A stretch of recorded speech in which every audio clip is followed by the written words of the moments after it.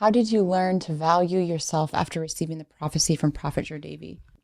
So I think she's referring to when I received the prophecy that I was called to be an apostle of Jesus Christ, I was called to reach the nations. This prophecy, he also, my spiritual father, Prophet Davy, also gave a directional word on top of that. He said, I see that your heart has a lot of scars from men, and you need to value yourself a little bit to see what I prophesied come to pass. And so I would say what happened was, like, ever since I was, well, when I was young, it's amazing.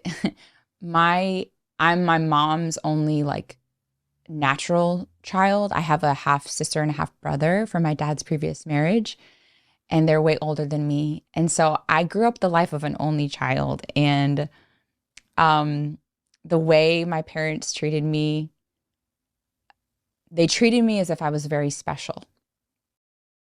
And so I really see it was just amazing how God prepared me to see that I was valuable and special and set apart, like so that I could have the confidence that I need, the godly confidence I need, and not have insecurity, for what I'm called to do now. I can see that it happened even at a young age. And then even in my like as a teen and as a preteen, as a teen, and as a college kid, I ended up being lukewarm, stepping into the world a little bit in my teenager years. But even through those times, it's like I had a knowing that my heart was different towards God. Like I noticed that I had, like, other Christians I was around, even though I was like living kind of lukewarm, I had such a fire for God, like passion for God, that I could tell was different. Like, I wanted to talk about God more than everyone else wanted to talk about God. I never wanted to miss church. I was going to church twice a week through my college years, even though I wasn't like fully surrendered at that point, because I needed God's power to help me fully surrender. But the passion was there. So I always had this like knowing that I had a different heart for God, a special heart for God, and that God wanted to use me in a special way. Wasn't thinking a minister, but I always kind of like had that kind of like knowing from God. God had prepared me. And then just when people did disvalue me, like men did disvalue me, and I had I would say quite a bit of rejection. I never really thought about it like that, but I would say some rejection from specifically men, or, and it's like when the prophet, my spiritual father, prophesied this, it's like my eyes opened up. Like, they treated you wrongly. You are valuable, and they shouldn't have treated you that way.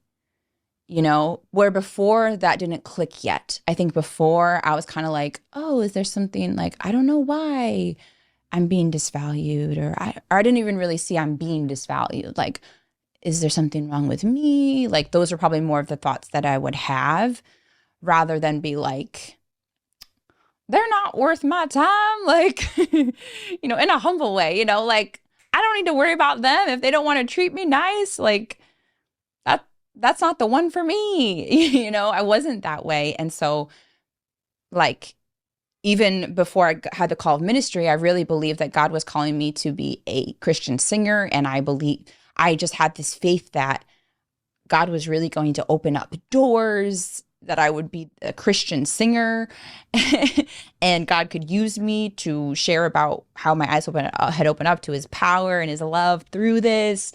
Like, I had this faith that I was going to be special in God's kingdom in that area, And so I had been forgetting that a bit when I was going through this disvaluing from a man, actually.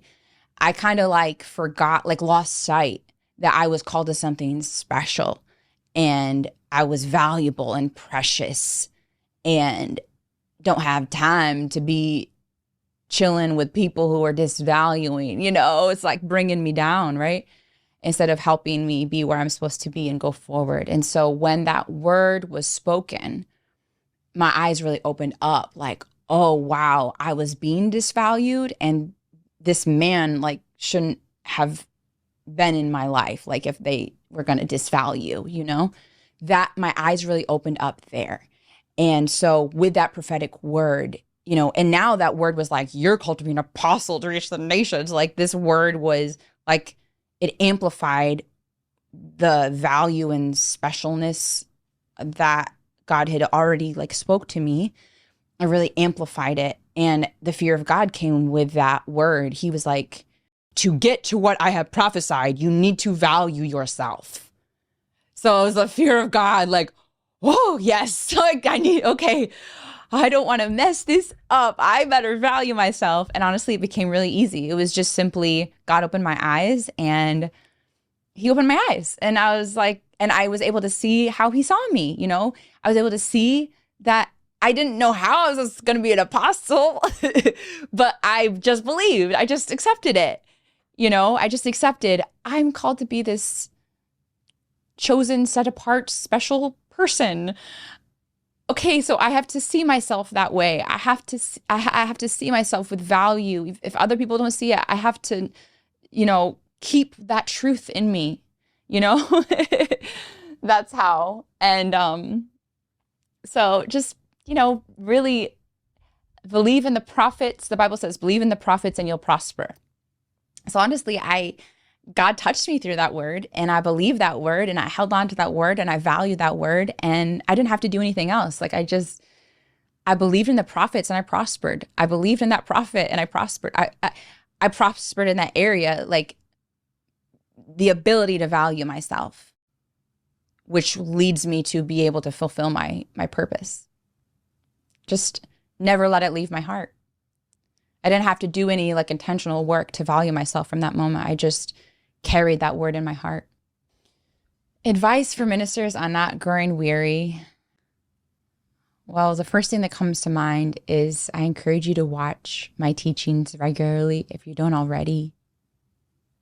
Because in so many of my teachings, I have so much encouragement for ministers, for all.